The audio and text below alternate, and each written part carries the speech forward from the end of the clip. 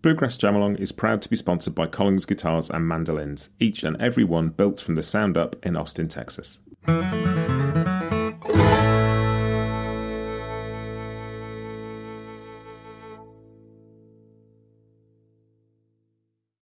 this is Matt, and you're listening to Bluegrass Jamalong, the podcast for anyone and everyone who loves bluegrass.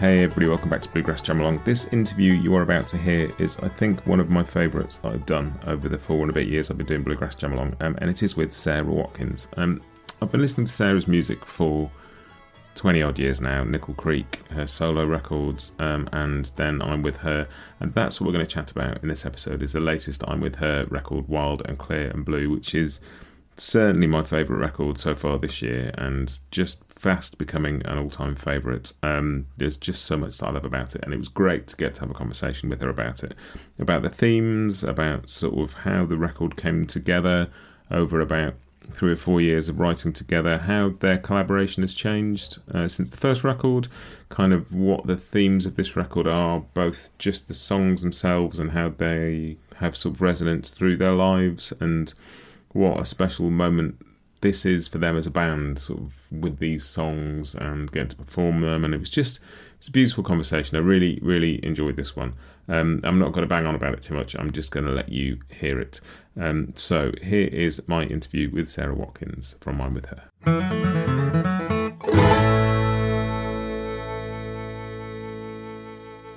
Sara Watkins, welcome to Bluegrass Jamalong. It is an absolute treat to have you here. I'm so glad to be here. Thanks, Matt. It's a funny one talking about a new record. Sometimes I talk about a record when it's just come out, and this one's been out a couple of months, and I'm so pleased about that because I've spent that couple of months with it, and it's been an extraordinary listen. I've loved it. I've sort of got a bit lost in it. I've sort of found myself again in it, and it's been a really interesting journey, and I'm really excited to talk to you about it. Well, thank you. I'm so glad you've listened to it and that you're into it and excited by it. Not everyone we talk to about the record has actually listened to it, so it's very nice. And before we sort of dive into some of the themes and stuff, I'd love to just talk about kind of a little bit of the process, because it's taken a bit of time to kind of come together.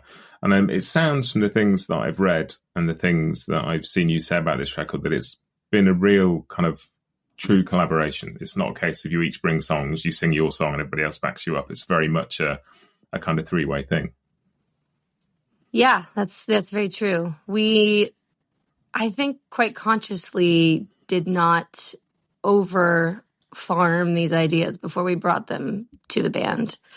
When we made our first record, it was a little bit like bigger chunks of songs that we were bringing together. We were still learning how to write together, learning like what our band sound was. And then we got to tour and write a lot more together during the course of that first album cycle. Pandemic happened, and then so it was about 1.5 years of just not seeing each other. And truly the first time that we got together was we had, this thought of, well, maybe we'll write something, but really, we just kind of want to reconnect on a human level, check in, see how we're doing. It was the fall of 2021. And so everyone was sort of finding their way of adapting and coming back into the world again. And one of the things that we reconnected on first was, was very common, this passage of time, and particularly two people that we had just lost, Nancy Griffith and John Prine. And we started writing a song that became the title track of the record, Wild and Clear and Blue. And there were a couple other songs that got touched on that first session.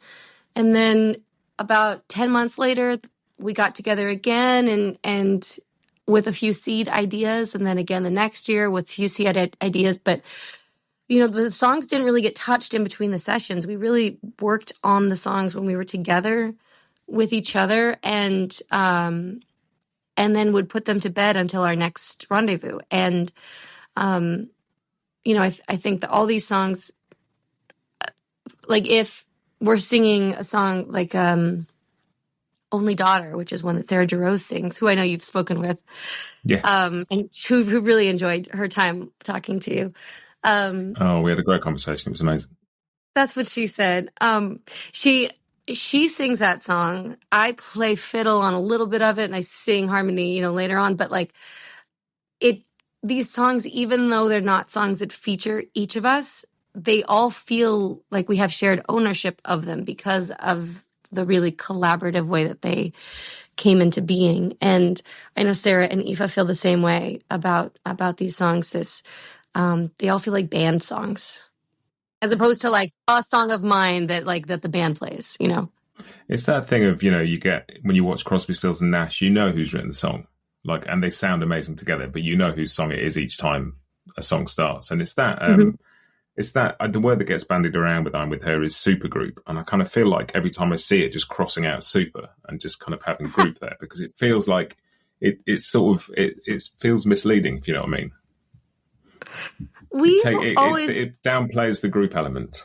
I think that's right. I think that when I think of supergroups, I think of the same thing where that you're saying, like it's a bunch of individuals that are coming together to play songs together. And I love, there's been some great music from those entities. And but I think that, we always aspired, and I'm sure we're not alone in this. Every band wants to sound like a band. Everyone wants it to feel like a cohesive thing. And that's certainly what we want. We really love bands. We really want it to be different from our solo projects, because we do our own things. Like Sarah Jarosz puts out record after record that's gorgeous. Aoife, the same thing. I have my solo projects, and that's that. And we don't need this band to be another version of that. We want this band to be its own thing that's very distinguishable from our solo projects, rather than just like a variant of it. Yeah, well, and it not only does that feel true, like I've seen you play live, I've seen footage you guys play live, and it feels like that, but also this record particularly feels like there are threads that run through the whole record. Whoever might have had the seed of the idea for a song, the songs feel like almost a song cycle, like listening to I don't know, a Schubert song cycle. It feels like there's a journey and an arc, and where it puts you down reminds you of where it picked you up, and there's points in the middle that weave through all of it. And it feels like a very complete record as well. Thank you so much for saying that. We want that to be the case. And I think that the themes made themselves clear pretty quickly in the album writing process. We didn't realize, I don't think we identified them immediately, because we didn't have the full scope of the songs until the last writing session, when we really got our 7th, 8th, 9th, 10th song. And we started realizing, where the patterns were, and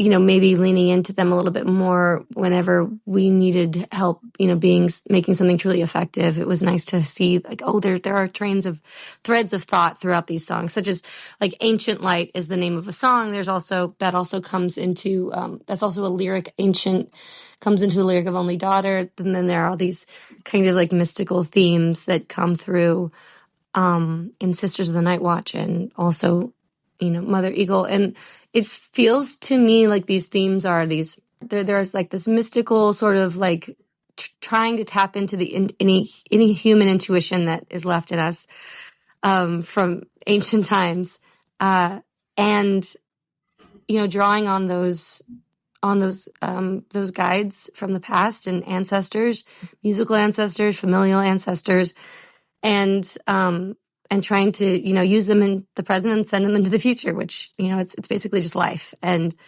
so there are a lot of songs that I'm thinking of. This one that Aoife sings, Different Rocks, Different Hills, that feels like a very day in, day out applicable, life, like just kind of like getting through life. And then there are some other ones that are a little bit more mysterious, and I like the balance of that I find that like thematically it feels really relevant to my life right now, and not just like a document of something that happened in the last in the recent history of our lives. Feels like we're still like walking out these songs when we play them live. Well, it's really interesting because you're saying kind of the beginning about kind of getting back just to reconnect, really. And it feels like all of the themes of the record could sort of fall under an umbrella of connection, whether that's like connecting the past to now, connecting people, connecting, like, you know, there's so many layers of that run through the record. And even the songs within themselves, there are bits of material that crop up outside of the song they come from. So there's a bit of the chorus from it's Mother Eagle, isn't it, that comes in the kind of bridge bit of Ancient Light. Yeah, it's Ancient Light, it is. Yeah, there's a little chunk of that you sort of take out and drop in there. And then the Strawberry Moonrise, which comes out of another song. And it's, you know, the record is, I find myself, if I listen to it and I get 2/3 of the way through and for whatever reason I have to stop, I get a bit cross because it feels like I've not finished this journey. And not many records feel like that these days. Wow. To me. That's incredible. Thank you so much for saying that. That's a dream to have, like, for music to have that effect on somebody, you know? Well, and I'm really interested because of the length of the writing process. Like, and you said the themes sort of became clear as you went. Because, you know, you might get together 4 years ago and have a bunch of things that matter to you in your life. But for those to still be the same things 4 years later, I find that fascinating. And maybe it's that thing of, you know, maybe it's me just superimposing myself all over this. But I'm at a point in my life where so many people I know have kind of kids that are still at school, but parents that are starting to need them more a bit, and kind of life is coming at you from both angles. And so you become aware of like that continuum of being a kid, being a parent, being a grandparent, and how all of that plays out in a very different way than you are when you're a bit younger, maybe. 100%. You know, I think we're all in that. But Aoife and I are in our 40s. Jerose is 10 years younger than me. So I'm certainly experiencing that with that you know, experiencing life through the eyes of the kids that are, you know, hanging out with my daughter, with younger family members, as well as seeing parents get older and navigating insurance and navigating practicalities and just like the very human aspects that we get to ignore for an earlier chunk of that a lot of us get to ignore for an earlier chunk of our lives. And there's just so much rich beauty in that and realness. I think for me, like the part of the album that addresses the more like, you know, that's you know, we're speaking to like our guides or like our sisters or like anybody, like, can you, like, you know, just like desiring assistance as we walk an unsure path. And, you know, some of that I think is looking inward and figuring out, like, do I have the capacity to do this alone, or do I need help? Like, where can I get help? Who can help me? Can I help myself? Looking to family, listening back to stories that, you know, you were told as a kid from grandparents or older people, and realizing how true those, you know, cliches and tropes were, and realizing that some of those are those guides and helpers that can be with us all along the way. And so, I mean, I think there's a lot of leaning on ancestral advice and wisdom and like companionship that you know, in these times of life where we don't really understand what's going on or what will happen, or we realize that we are a little bit on a ride of life, that there are things that we kind of reach toward instinctually, and learning how to kind of lean on those as best we can be helpful. And I think some of these songs are sort of going into that mantra. At least for me, that's how I experience them. Well, it's really interesting because I really subscribe to the idea that it takes a village to raise a child.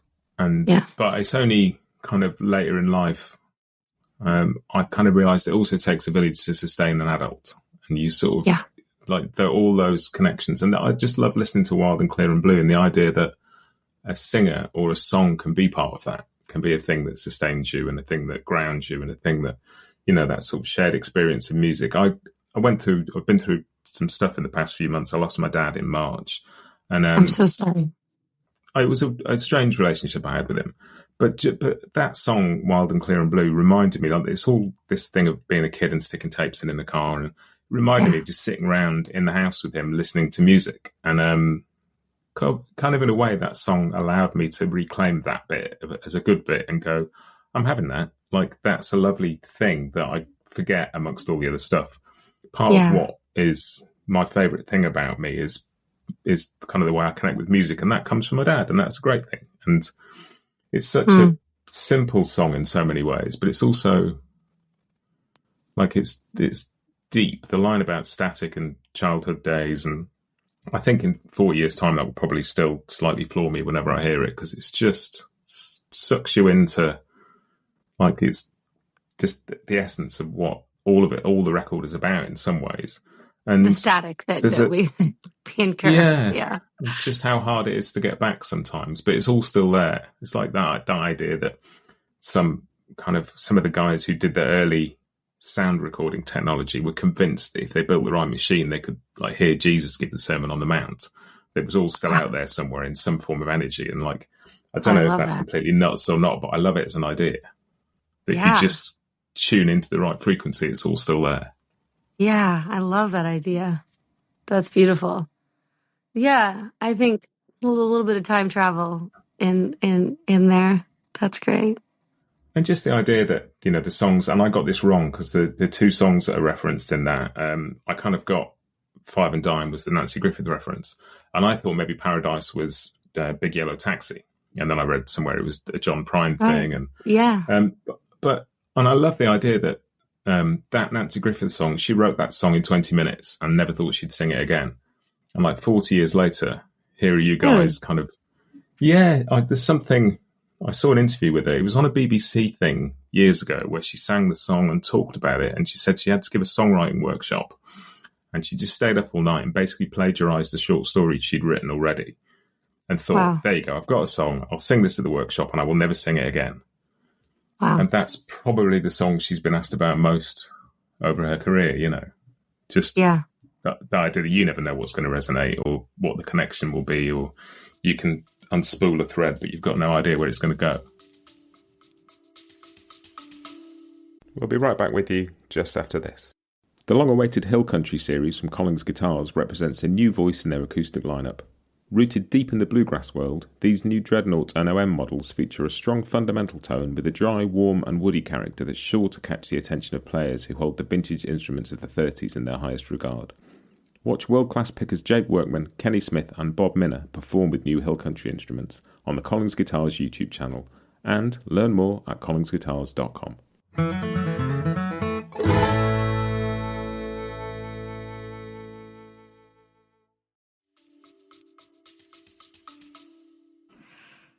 Man, isn't that the truth? Aoife has this great story about going to see, I never got to see Nancy as a kid, but Droz and Aoife both did. And Aoife has this great story of going to see her when she was 9 and sending a note backstage and requesting, I can't remember what the song was. It wasn't Five and Dime. It was another one. And Nancy dedicated a song to her. She said from stage, she's like, I got this little note from little girl, sweet little 9-year-old out there. So I'm going to play this one for you. And it was a turning point in Aoife's life, a big moment that I think is a great example of the kind of moments that I know that, all of us in the band have had with music and with musicians. And there's this wonderful thing that happens in folk music, particularly, I think, where the line between audience and stage is a little thinner than for some other formats of music or art, even in general. And like when I grew up seeing music played, it was a bluegrass band at a pizza parlor, and And they would invite people. They played every Saturday night for like 3 hours, and they'd play a bunch of the same songs, tell a bunch of the same jokes, and we all just ate it up. And they would also invite people from the audience to come up, their friends that they knew that they had a few songs that they could rely on. And so, like Don Henley would come up and sing one of 3 songs, not that one, not that Don Henley, a different. Another friend, Ken Owens, would come up and play spoons, this like Welsh guy. And then another guy would come up and dance, and he would also invite us kids up to play and sing. When I was 4, we'd become friendly with the band and friends, and I requested a song during the intermission. I requested Long Black Veil, and John Moore, the leader of the band, said, like, yeah, we'll play it, but you've got to sing. Like, if you sing it with us, we'll play it. And I told him I only know the chorus. He's like, great. So I stood up there on this stage that felt super high. It was probably 1.5 feet off the ground. And he bent he had a mandolin mic, like the short little instrument stands that was like too high for me. And so he like pulled it down, and I'm singing this murder ballad at like 4 years old on stage with like a normal, average, terrible 4-year-old's voice, beautiful 4-year-old's voice, but like, normal. And I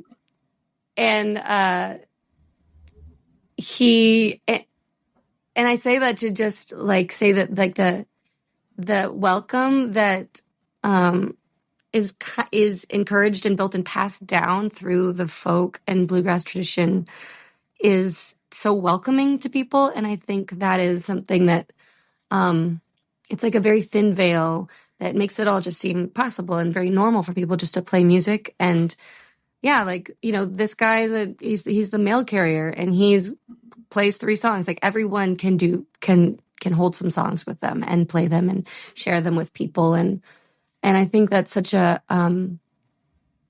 like, I know that all 3 of us in the band have versions of that kind of thing, and where people just sort of took us seriously, whether it's a note being passed anonymously backstage, Nancy taking that note seriously enough to call out this little 9-year-old Aoife O'Donovan, or John Moore, taking me seriously enough as a 4-year-old to sing a chorus of a murder ballad, or Sarah Droz, at her jams in the hill country of Texas at a barbecue shop. I mean, it's really a special thing to get adults to take you seriously and not just make you a gimmick or a little cute thing up there. And it's really meaningful, and I think helps kids take themselves seriously enough to really, maybe consider that their thoughts are worth something. And all of that stuff, I think, is still coming out of our music and our songs, and especially this album, the content of this record. Yeah, it's a beautiful thing that exactly like you say, that the sort of thinning of that line, but also the willingness, and like not just willingness, but like the desire to talk about what you build on as an artist and where you come from. And like so much of kind of more commercial music, shall we say, like there's always the need for things to be new, and if something's new that sounds a bit like something old, to sort of put it down for going, oh, that band sound a bit like Talking Heads, that's been done already. And kind of there's just in the folk and kind of acoustic bluegrass, whatever, that kind of world, there's just yeah we sound a bit like that. Yeah, that's a good thing. Yeah, that's because we listened to that when we were kids. And it's, there's no sort of, doesn't feel like there's an agenda there about any of it. It's just, of course we would celebrate that, because that's part of who we are. Yeah, I think also like the foundation of learning how to do folk and bluegrass music is learning other people's songs, and it's part of how you introduce yourself to somebody is by saying like the stuff that you love to play, like the songs. Do you know all the songs from this John Prine record? Like, oh, which is your favorite John Hartford record? Which is your favorite? What did you get into? Let's play that song together. And knowing all the little nooks and crannies of something and finding that commonality, that is a huge part of your upbringing as a young musician, and finding those commonalities. And it's built on shared love. And I think that's like the best cover songs or experiences are when you find this thing that you can share with somebody else, or you share with the audience. And you're like, you love the song, I love this song. Like that's the purpose of playing a cover song, you know, and it's that finding that common ground. And I think folk musicians, a lot of our foundation is that. And so there's some of that, like reaching back into the past is sort of built into the pride of it all, the pride of who you are and where you come from. Well, and I'm with her. I think I've got this right. You sort of started out touring and playing covers, didn't you, as a sort of way of getting to know each other. It was a big part of your story as well as a band. It was an integral part of our story. We before we wrote anything together, we knew we wanted to do a tour and just kind of figure out who we were as a band. And the way that we did that was by working up cover songs. And instead so it was kind of a nice little baby step, because we were able to arrange songs and enjoy that process of it, working on that arrangement without all the personal aspect of writing it, which can get a little bit sensitive. And so we booked that little tour in the UK and Ireland, and it was just 3 weeks, the three of us in a station wagon driving around the countryside, eating all kinds of bread and butter and delicious things, and connecting on records and deciding, let's work up that song. Like that's a great Joe Henry song or whatever, you know, and figuring out what we wanted to do, how we wanted to do it, what the band sound was. And so that truly, playing cover songs was a huge part of our foundation as a band. And just connecting as people. Yeah, well, just a shared thing, like as a means of getting to know somebody is a glorious thing, kind of just because you have to work out what your shared thing is. And that's a really enjoyable process. And you may find you haven't got anything, but like when you do, it immediately brings you closer to somebody. And I was going to ask you about sort of writing and kind of developing your voice, because I was doing some prep for this interview and was sort of looking back through the Nickel Creek sort of CD liner notes and stuff. And you didn't have a song on a Nickel Creek record until the third album. And you had two people who were such prolific writers in that band. And then I thought, well, that maybe you came to writing a bit later. And then I realised that actually, because you were so young when you started Nickel Creek, you probably came to writing at the same point everybody else did. It's just you'd had about 4 albums out by that time. I was really intimidated by writing. I was much later to it than my bandmates, for sure. It's in the thing that got me in. I tried. I was a little bit scared of.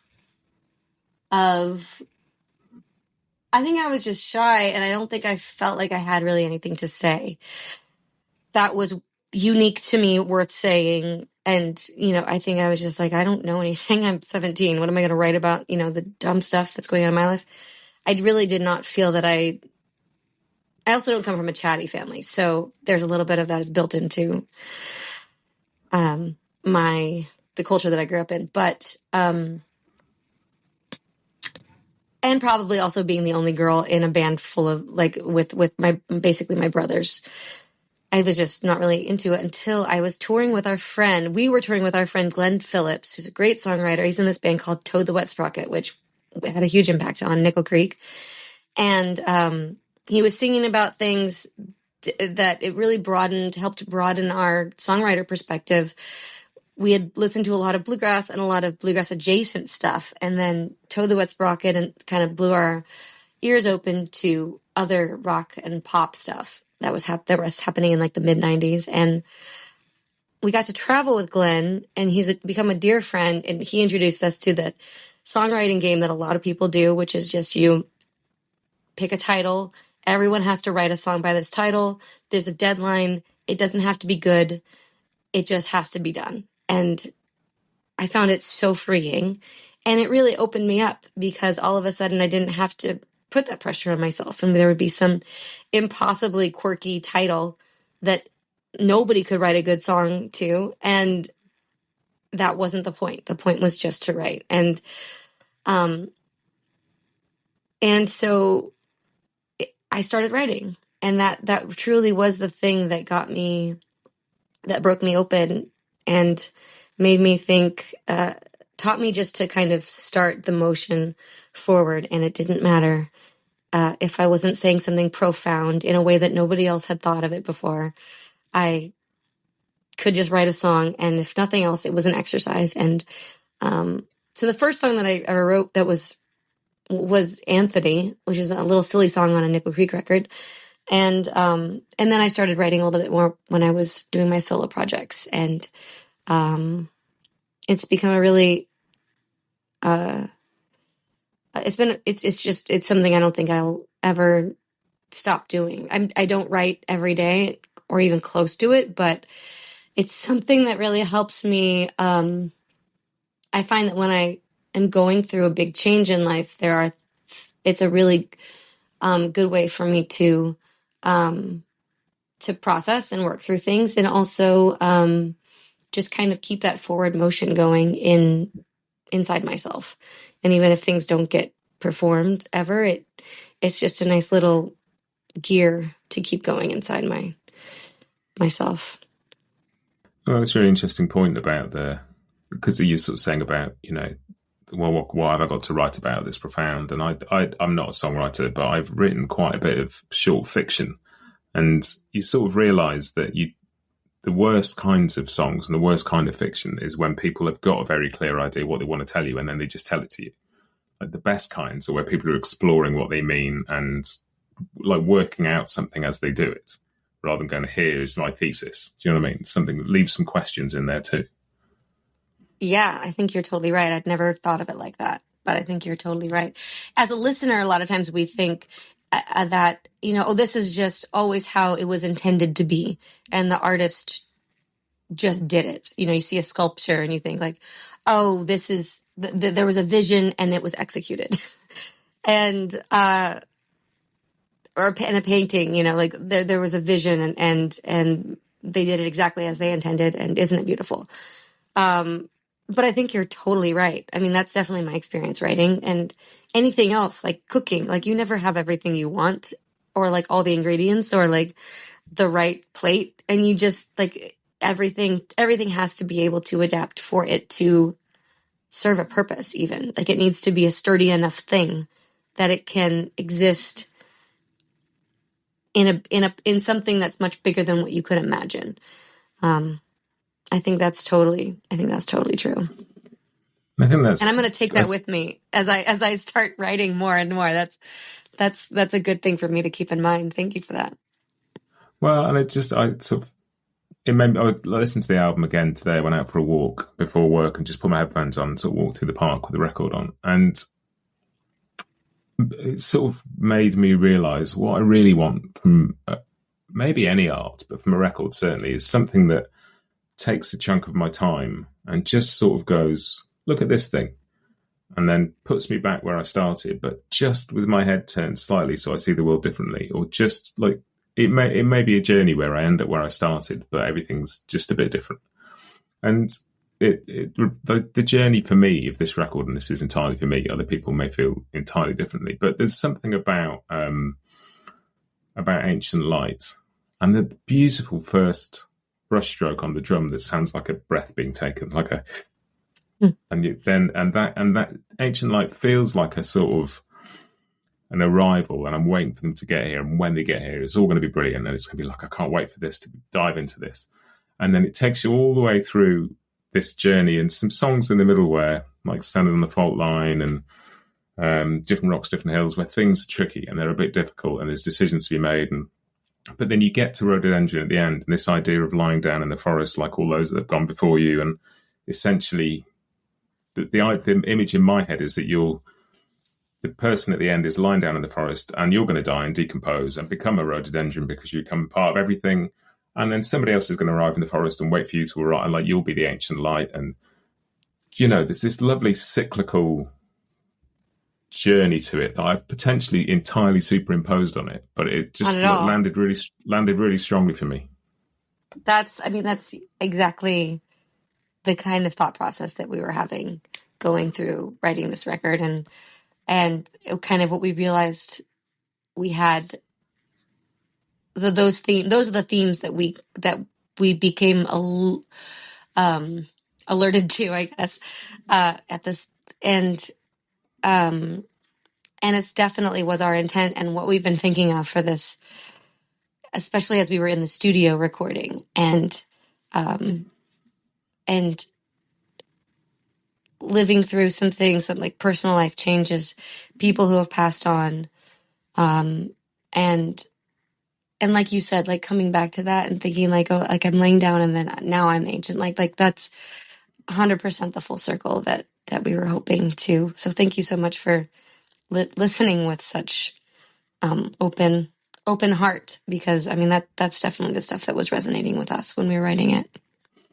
It's a really interesting record for that, because it's a very accessible record. Like, it sounds beautiful. You can immediately hear it, and it's a lovely experience.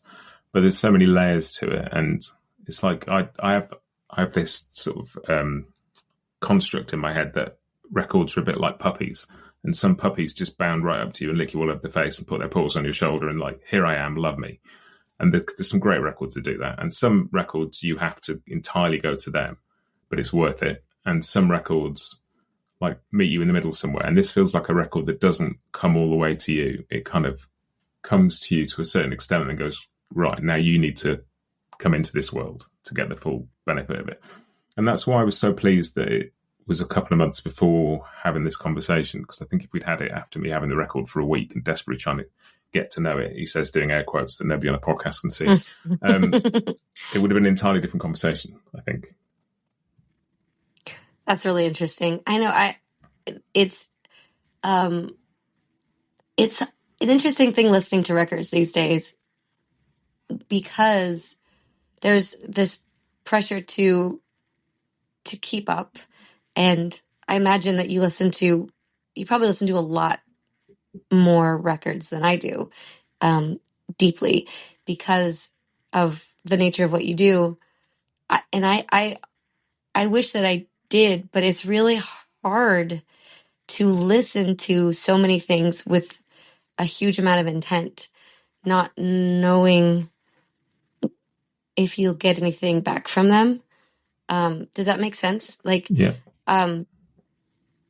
Setting aside the time when you're in the headspace to really receive, to listen to something with fresh ears, or with ears where you're actually, not, or just you're in a good open headspace, it's hard to find those moments, and it's even harder to then seek out something that you've never heard before to listen to in those moments, because it's very often that, I'm drawn to like listen to some, Ray Charles record or something that I know will just fill my cup right up, and so I think it's tricky business finding new music that, making myself available and making it I think it's tricky for anybody to like make yourself available to listen with such open ears to as much new music as is out there. There's so much beautiful music, and it just does feel like it can be a little hard to have the heart space for it all, or to open up to the possibility that it might be great, knowing that it also might just not be for you, or it might not be for me. The other thing is, a lot of times I'll listen to records and I'll be like, not for me. It feels, I'll write it off for this or that reason. And then I'll come back to it in like 2 years after everybody else is over it. And I'm like, oh, you guys should listen to this record. This is a great one. And everyone's like, yeah, we already got that. And for whatever reason, I wasn't in the right spot for it then, or it wasn't speaking to me. And it's nice that it's still around for me to come back to. I don't really know why I'm rambling on about that, but just to say that, I appreciate you listening, and and all the people who have been coming to shows. It's been really neat to see some of the emotion across people's faces, because I think a lot of the themes on the record are super joyful and celebratory and homecoming. And then a lot of them are just kind of the reality of life in this time and in this age. And like the actual physical, biological age.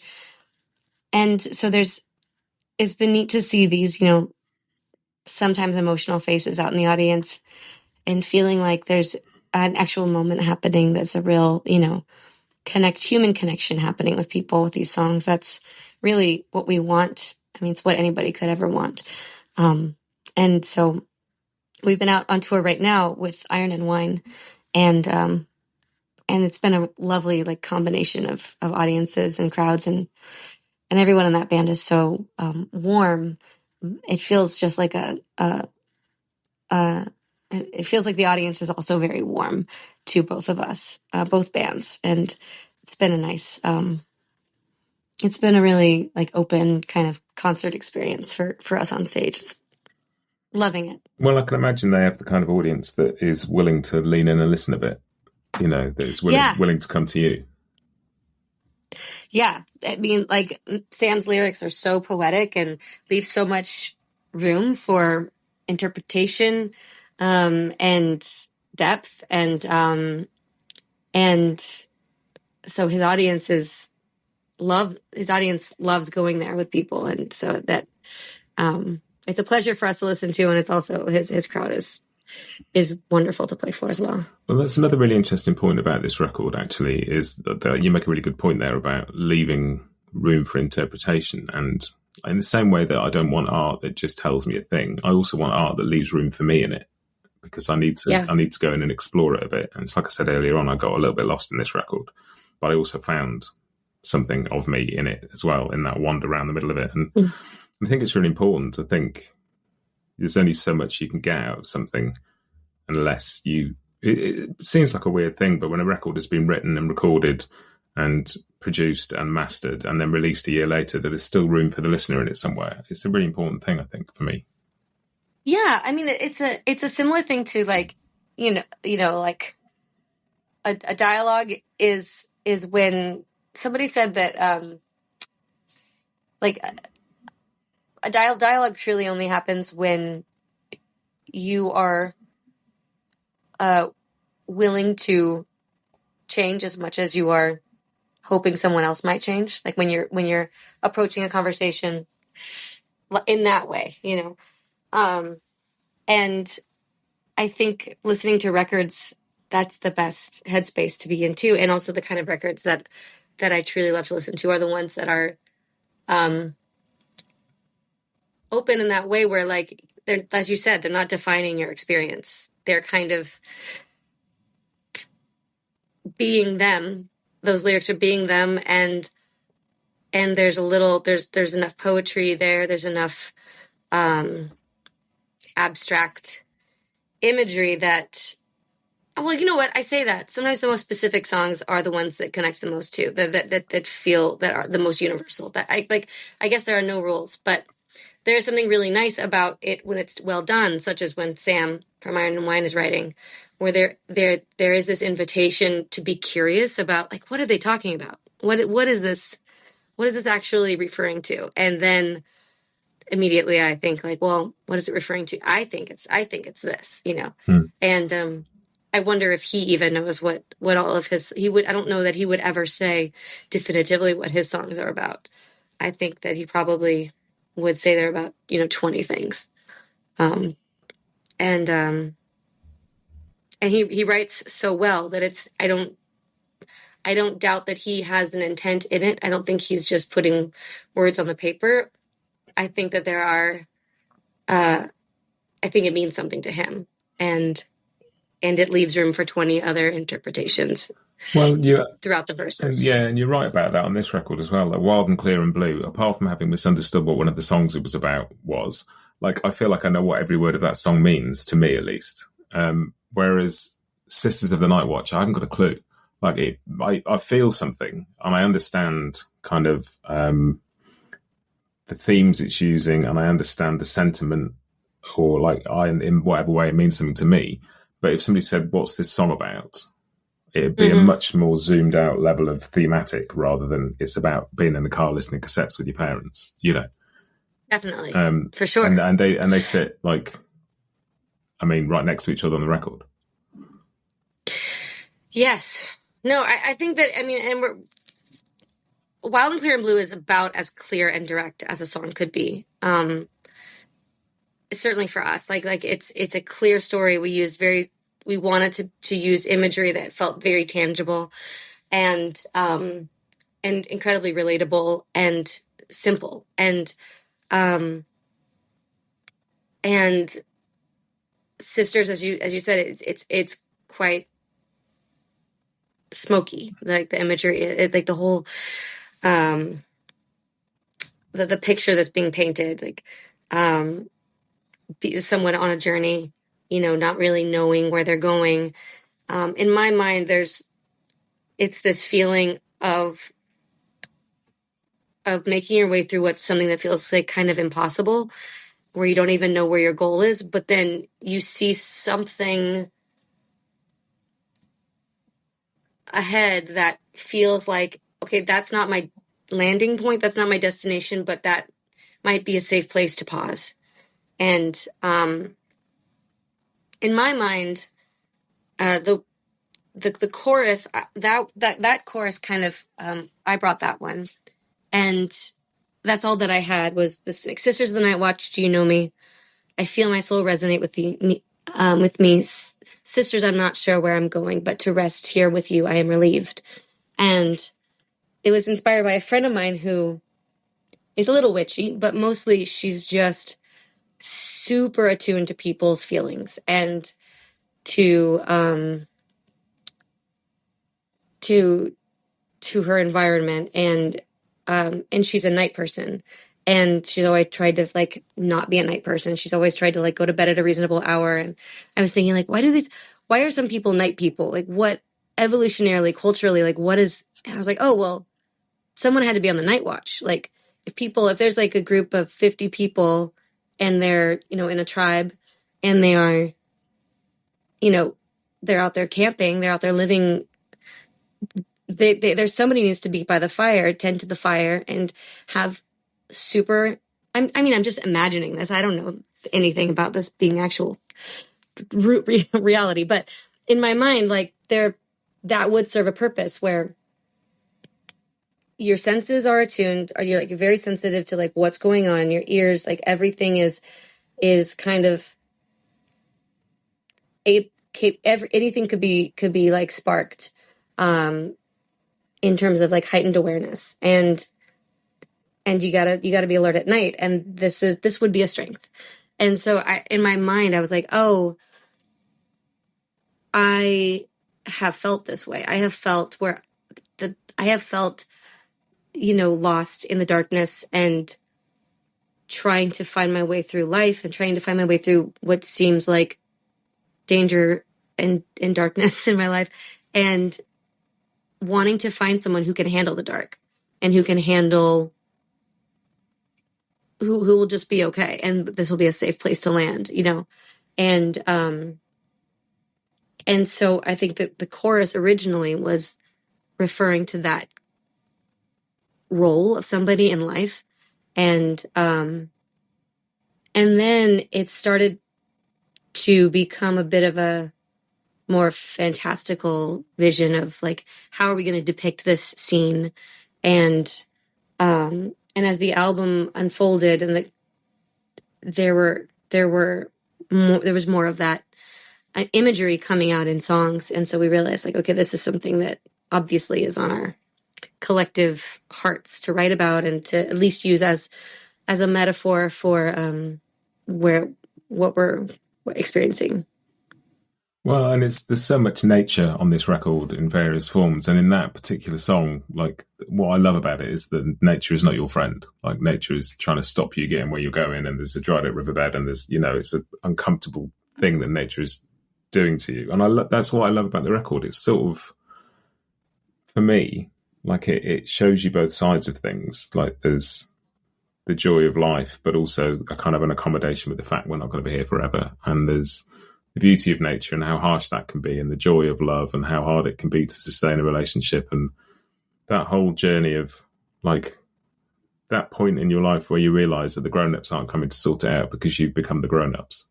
And like, there's all of that together, and there's a joy in that, and there's a sadness in it, and there's a pressure in it, but it is that is life, isn't it? And it's, I think that's why every time I go to the record I find something else in it, because they're such timeless themes, and I guess I'm at a point in my life where they're all the kind of themes that I'm thinking about, and it's like a pool you can dive in, and depending on how the light hits it that day, you see something different at the bottom. Thank you. It is funny how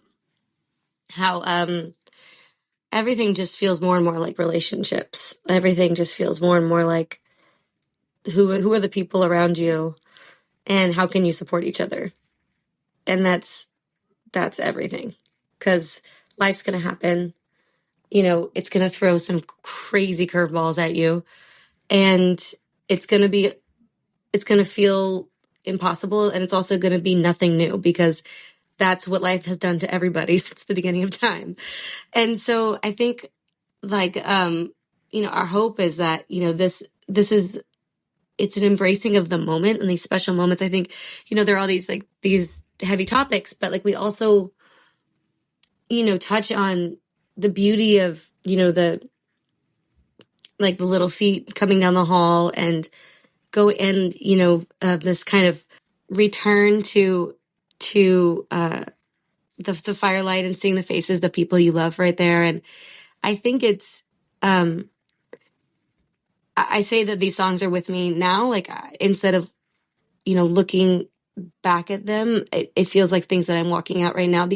I think that's because a lot of these songs point to, I think, living in the present, and navigating what you have to navigate with the tools you have to navigate them. and looking around, and seeing the people who you've surrounded yourself with, and hopefully you've got a few that you can rely on, and who can rely on you. And this band certainly feels like that to us, that, we can rely on each other, and we lean on each other a lot. And so it feels like a very macro and very micro thing that we're living out, with this record, with our lives, inwardly and outwardly. I don't know. It just makes a lot of sense to us right now. And it feels really good to be performing these songs right now with each other. Just the other day, Jeroz was saying that, just offhandedly after a show, that, oh man, it feels really good to be playing these songs right now. Like, it always feels good to play a new album, but and this one feels really special as well, I guess. And I'm not saying it's more special than anything else, but it's because everyone's been a part of projects that we all love. But it, to the point of living in the moment, this feels like a really beautiful full circle moment in the band, where not only are we singing about these full circles, but it feels like we're living them right now, and we're getting to share them together.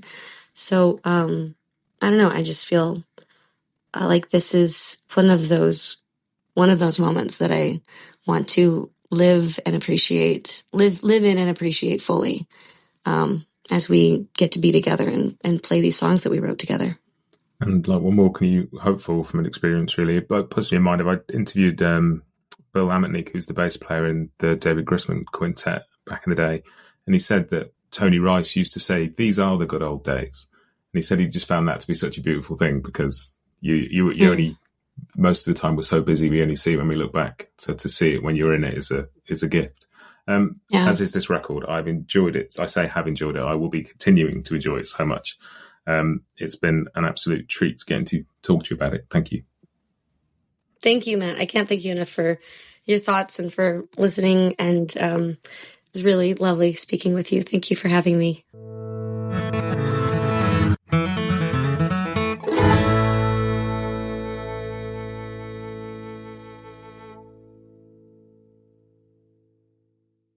Bluegrass Jamalong is proud to be sponsored by Collins Guitars and Mandolins, each and every one built from the sound up in Austin, Texas.